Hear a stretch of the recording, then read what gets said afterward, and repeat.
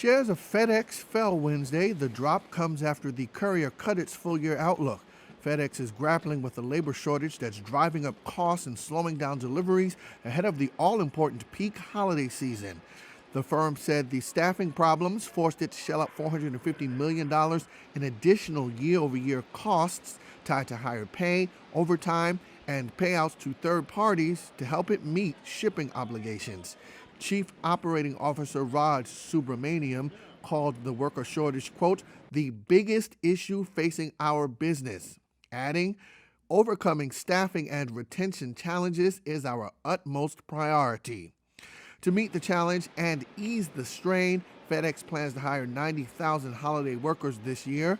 That's a jump from the 70,000 staff it added for the winter season last year. It hired 55,000 the year before that. Its main rival, UPS, is also looking to bulk up staff for the holidays when package shippers can easily see package volumes double. Shares of UPS traded lower in early Wednesday trading as well.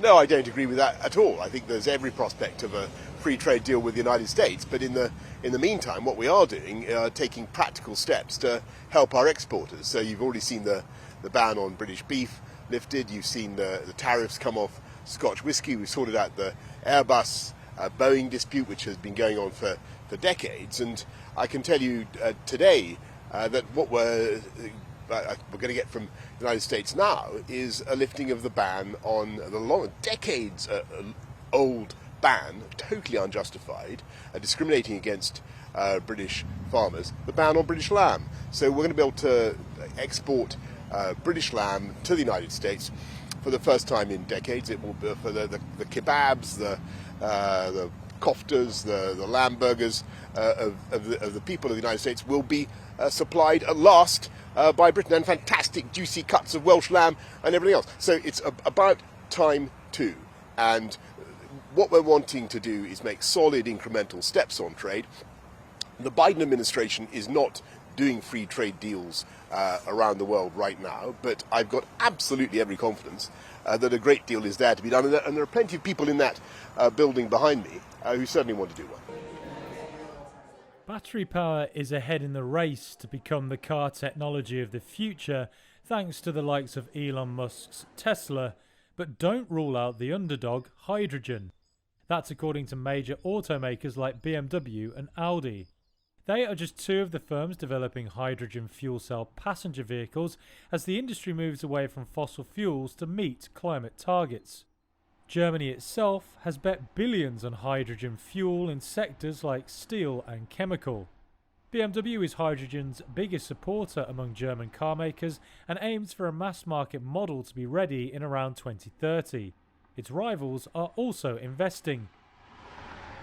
Volkswagen's Audi brand said it had put together a team of more than 100 mechanics and engineers who were researching hydrogen fuel cells for the whole VW group. Hydrogen is also seen as a sure bet by top truck makers like Daimler and Volvo, who see batteries as too heavy for long-distance commercial vehicles. For now, though, fuel cell technology is expensive, making the production of mass-market cars a challenge. The cells, where hydrogen passes through a catalyst to produce electricity, are complex and contain expensive materials. VW Group CEO Herbert Diess has tweeted that it isn't the solution to climate change. But Toyota takes a different view. It already has a fuel cell car on sale, though it remains a niche market. European General Manager Stephen Herbst says both battery electric cars and hydrogen could progress side by side. Herbst is part of the Hydrogen Council business group, which forecasts that hydrogen will power more than 400 million cars by 2050. Ailing Chinese property giant Evergrande has eased market jitters, for now at least. The firm said Wednesday that it would make a payment due on a domestic bond. That calmed fears of an imminent default, with the potential to unleash financial chaos in China and beyond. China's central bank also helped, injecting $14 billion into the banking system in a signal of support. But the worries are far from over. Evergrande remains weighed down by around $300 billion in liabilities. It owes money to countless banks and other lenders, as well as retail investors and suppliers. That means the impact of any collapse would be complex and uncertain, raising fears of contagion across bond and stock markets. Evergrande has also made no mention of its plans regarding another bond payment due on Thursday, and one due next week. Even so, Wednesday's news did help to lift markets worldwide. European benchmark indexes rose around 1% in early trade.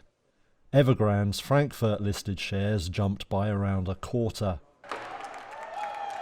Stocks on Wall Street could not manage to sustain a morning rally Tuesday, closing nearly flat following Monday's steep sell-off. Default fears over property developer China Evergrande and uncertainty ahead of the Federal Reserve's comments on its bond purchase tapering program coming on Wednesday capped the gains. Trader Jeff Tomasula of Vespula Capital says the markets could head further south. Can it continue? Absolutely, right? I think we could get a much deeper sell-off, but the key is to see how the market reacts after the Fed tomorrow. Tomasula noted that the S&P failed to climb back above a key technical level that had served as a floor of sorts this year. The S&P and Dow finished roughly flat, while the Nasdaq inched 0.1% higher. Uber shot up nearly 12%. The ride-hailing company said it could post its first adjusted profit for the current quarter, citing a recovery in ride bookings and a surge in online food orders. Shares of Johnson & Johnson rose 0.5%. The drug maker said Tuesday a booster shot given 2 months after the first significantly increased protection against the coronavirus. And U.S. Bancorp shares gained nearly 3%. The parent of U.S. Bank is buying MUFG Union Bank for $8 billion.